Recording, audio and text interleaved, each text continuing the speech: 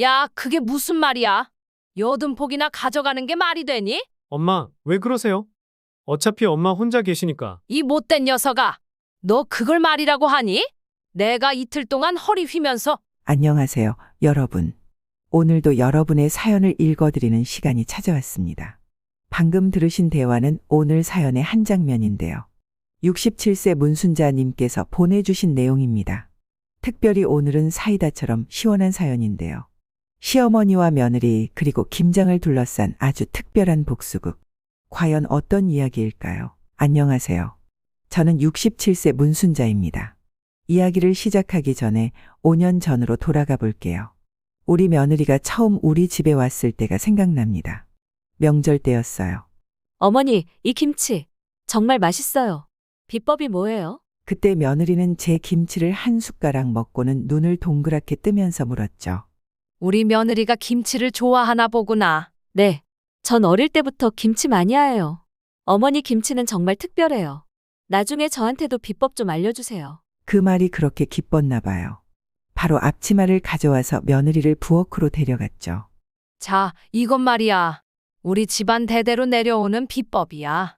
내 시어머니한테 배운 건데. 그렇게 며느리는 꼼꼼히 메모를 하면서 제 김치 담그는 법을 배웠어요. 결혼하고 나서도 종종 전화가 왔죠. 어머니, 배추 절이는 시간이 어떻게 되죠? 어머니, 양념 맞춤법 좀 다시 알려주세요. 그때만 해도 저는 정말 행복했어요. 우리 며느리는 달라. 정말 효심 깊은 아이야. 하면서요. 하지만 세월이 흐르면서 조금씩 변하기 시작했어요. 처음에는 작은 일들이었죠. 어머니, 이번에는 김치 조금만 담가주세요.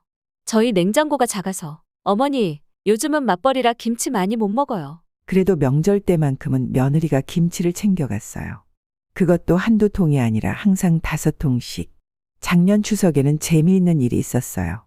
며느리 친정어머니가 우리 집에 오셨다가 제 김치를 드시고는 어머나 사돈, 이 김치 정말 맛있네요. 우리 딸이 맨날 자랑하더니 이런 맛이었군요. 그러더니 친정어머니 드릴 거라면서 김치를 3통이나 챙겨갔어요. 그때 며느리가 한 말이 아직도 기억나요. 어머님 김치는 우리 동네에서 소문났어요. 친정엄마, 친구분들도 다 먹어보고 싶어 하시죠. 그 말을 듣고 얼마나 뿌듯했는지 몰라요. 그래서 더 정성껏 담갔죠. 올해 초 저는 큰 결심을 했어요. 더 이상 김장을 하지 않기로요. 작년 김장할 때 허리를 다쳐서 2달을 고생했거든요. 물리치료를 받으러 다니면서 늘 생각했죠. 이제 그만해야 할 때가 됐나? 병원 선생님도 그러더라고요. 어머니, 이제 연세가 있으신데 무리하지 마세요. 마트에서 사드시면 되잖아요. 주변 친구들도 다들 김장을 접었더라고요. 순자야, 너만 아직도 그러고 있어? 우리는 다들 사서 먹는다니까. 그러다 허리 나가면 누가 책임져? 저도 그 말이 맞다고 생각했어요. 혼자 사는 집에 김치가 많이 필요하지도 않았고. 그런데 10월 말 며느리가 찾아왔어요. 어머니, 며느리의 목소리가 평소와 달랐어요. 응? 무슨 일이야? 저 임신했어요. 3년 동안 아이가 없어서 속으로 얼마나 걱정했는데. 그 말을 듣는 순간 눈물이 날 것 같더라고요. 정말? 정말이니? 제 목소리가 떨렸어요. 네, 이제 12주 됐어요. 시험관 시술 4번 만에 성공했어요. 며느리의 눈에도 눈물이 고여 있었어요. 그동안 얼마나 힘들었을지. 생각하니 마음이 아팠죠. 입덧은 좀 어때? 처음엔 너무 심했어요. 물만 마셔도 토하고. 3개월 내내 죽 써서 먹었어요. 그래도 이제 좀 나아졌니? 네, 근데 며느리가 말을 끄적이더니 조심스럽게 말을 이었어요. 어머니 김치가 자꾸 생각나요. 특히 밤에 누워있으면 어머니가 담그신 배추김치랑 총각김치 생각나서 잠이 안 와요. 그 말을 듣는 순간 이상하게 가슴이 찡했어요. 입덧으로 고생하는 며느리가 제 김치를 그리워한다니. 사실 어머니가 김치 안 담그신다는 소리 듣고 한 달째 밤마다 울었어요. 마트 김치는 비린내가 나서 못 먹겠고. 며느리가 눈물을 글썽이며 말했어요. 근데 어머님께 부탁드리기가 죄송해서. 임신한 며느리가 시어머니를 고생시키는 것 같아서.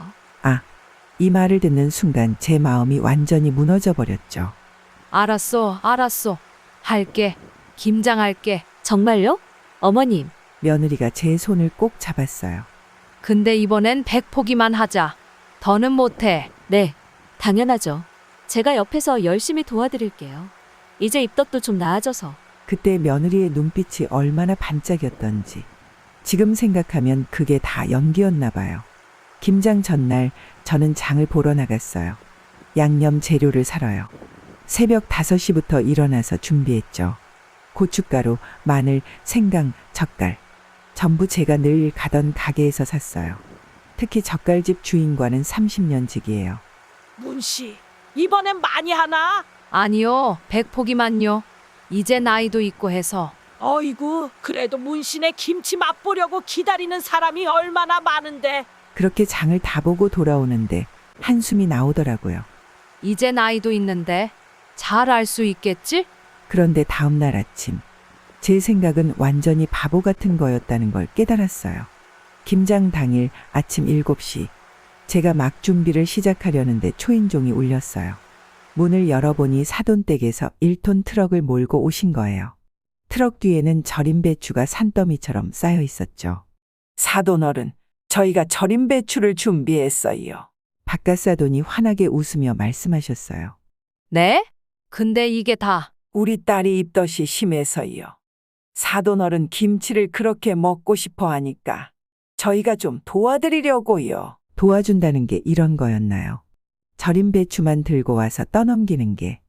더 황당한 건 안사돈은 아예 차에서 내리지도 않은 거예요. 전화통화만 하다가 가버리셨죠. 절임 배추를 보니 300포기는 될 것 같았어요. 제가 하려던 100포기의 3배.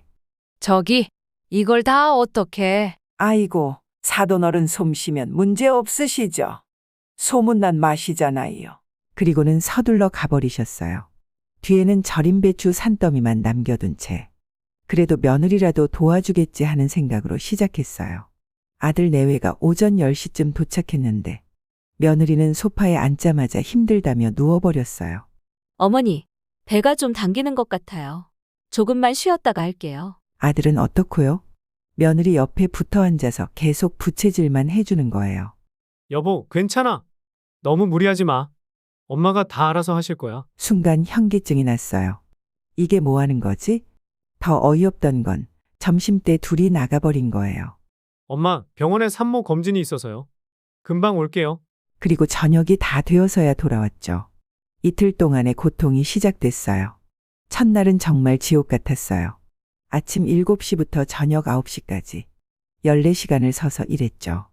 허리가 끊어질 것 같았어요. 중간중간 화장실도 못 가고 물 한 모금 마실 시간도 없었어요.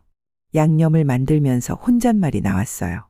내가 이러려고 평생 김치를 담갔나? 저녁 무렵 아들 내외가 돌아왔을 때는 제가 거의 기절할 것 같은 상태였어요. 엄마, 저희가 이제 도와드릴. 그때 며느리 전화가 울렸죠. 엄마? 네. 김치요? 네네, 거의 다 됐어요. 어머님이 다 하셨어요. 순간 귀가 번쩍 뛰었어요. 뭔가 이상한 예감이 들더라고요. 내일 저희가 전부 가져다 드릴게요.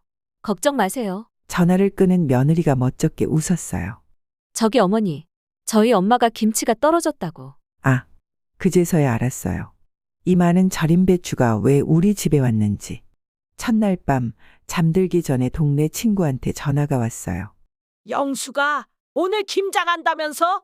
도와줄까 하다가 허리 아파서. 괜찮아. 근데 말이야, 내가 참 바보였나 봐. 왜? 무슨 일 있어? 그동안 있었던 일을 다 털어놨어요. 아니, 그럼 다 너희 며느리 친정목 씨였단 거야? 그런가 봐. 나는 며느리가 입덧한다고 해서. 그래도 너무하다. 아무리 친정이라도 시어머니를 그렇게 이용해? 둘째 날도 힘들게 일을 했어요. 이번엔 아들 내외가 아예 점심때야 나타났죠. 어머니, 오늘은 친정에 들러야 해서요. 엄마, 저희가 좀 늦을 것 같아요. 저는 말없이 고개만 끄덕였어요. 이미 다 알아버린 상황에서 뭐라 할 말이 없더라고요. 그날 오후 너무 지쳐서 잠깐 눈을 붙였는데 1시간 정도 졸았나 봐요. 깨어나 보니 부엌이 텅 비어 있었어요. 김치통들이 사라졌더라고요. 얼마나 가져갔나 확인해 보니 80통이나 가져갔더라고요. 그런데 더 어이없는 건 다음날 며느리한테서 온 전화였어요. 어머니, 저희 엄마가 김치를 맛봤는데요. 응? 좀 싱겁대요. 예전만큼 맛이 없다고. 혹시 어머님 건강이 안 좋으신가? 순간 머리가 하얘졌어요. 제가 이틀 동안 허리 휘면서 담근 김치를 그것도 80통이나 가져가 놓고 감사는커녕 맛평가를 하다니 그래? 다음번엔 특별히 신경 써서 해볼게. 전화를 끊자마자 부엌으로 갔어요. 냉장고를 열어보니 양념 재료들이 아직 남아있더라고요. 그때 문득 생각이 났어요. 지난번 장 볼 때 가게 아주머니가 하신 말씀.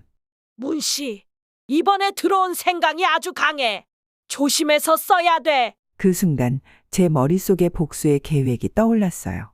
다음 날 새벽 전통시장으로 향했어요. 평소보다 일찍 나가서 가게마다 생강을 살폈죠.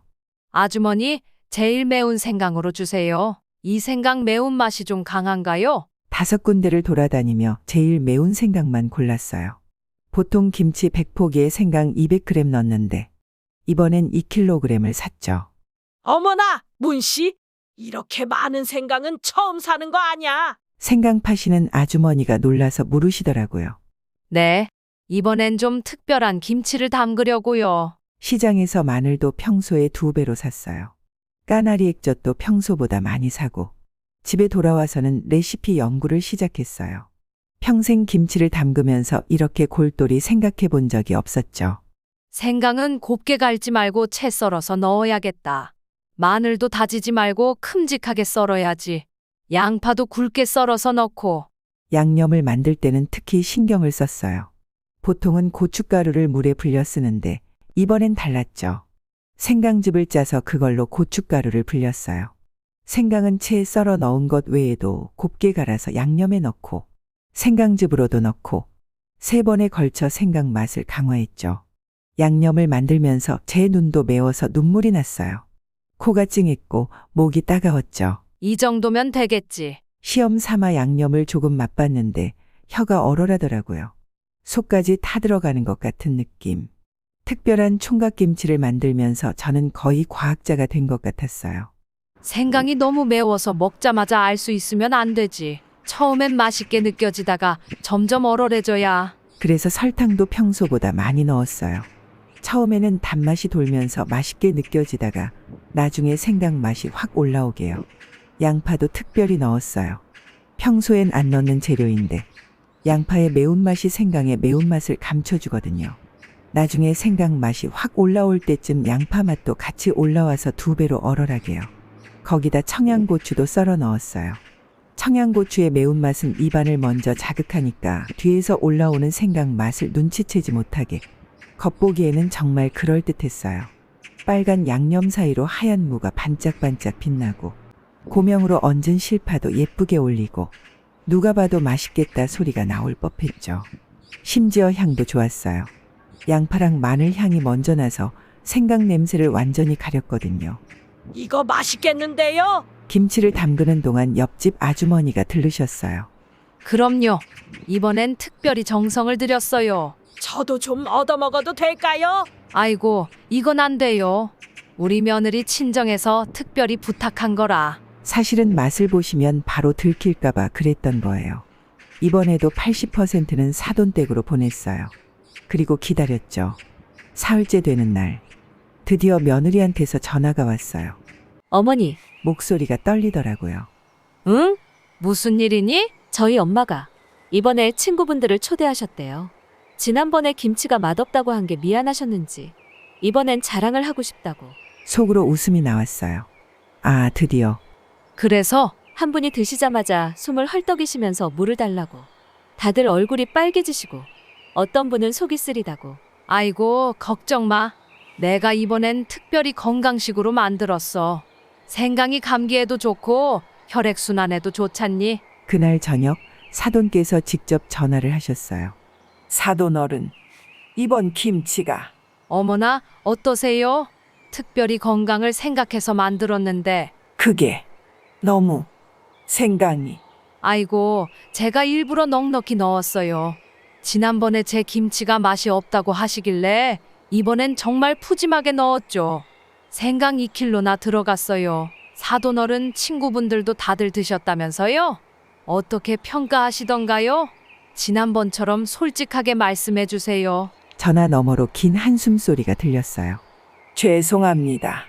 제가 지난번에 실례를 했네요. 아들이 흥분해서 전화를 걸어왔어요. 엄마, 이게 무슨 짓이에요? 장모님이 얼마나 망신을 당하셨는지. 망신? 내가 당한 것보다 심했니? 김치 80통이나 몰래 가져가 놓고 맛없다는 소리나 하고. 이제 와서 그런 소리 하지 마. 아들아, 내 장모님이 부끄러우시면 앞으로는 직접 김치 담그시라고 해. 나는 이제 은퇴할 거야. 김치값이랑 노동비 100만 원만 보내. 그날 저녁 아들이 100만 원을 보냈어요. 문자도 왔죠. 엄마, 돈 보냈어요. 제가 잘못했어요. 전 마지막으로 답장을 보냈어요. 그 생강 김치 다 먹을 때까지 연락하지 마. 앞으로는 너희 처가에서 다 해결해. 며느리와 그쪽 친정 식구들 연락처는 전부 차단했어요. 아들놈은 가끔 문자를 보내오는데 읽고 지우기만 해요. 근데 재미있는 건 그 후로 동네에서 제 별명이 생강 여사가 됐다는 거예요. 시장에 가면 상인들이 아직도 웃으면서 물어보죠. 문씨, 이번에도 생강 2kg 필요해? 생강 특별가로 드릴 테니 비법 좀 알려주세요. 그리고 얼마 전에는 더 재미있는 소식을 들었어요. 동네 사람들 말로는 사돈댁 근처에서 제 김치 이야기가 퍼져서 유명해졌다나 봐요. 무시무시한 생강 김치, 혀가 얼얼한 김치, 복수의 김치, 이런 별명이 다 생겼다네요. 사돈이 친구들 모임에도 못 나가고 있다는 소문도 들려오고, 며느리는 입덧도 심해졌다고 하고, 그리고 어제 아들한테서 문자가 왔어요. 초음파 사진이랍니다. 엄마, 외손자예요. 솔직히 마음이 좀 흔들렸어요. 근데 문자 밑에 보니 또 써 있더라고요.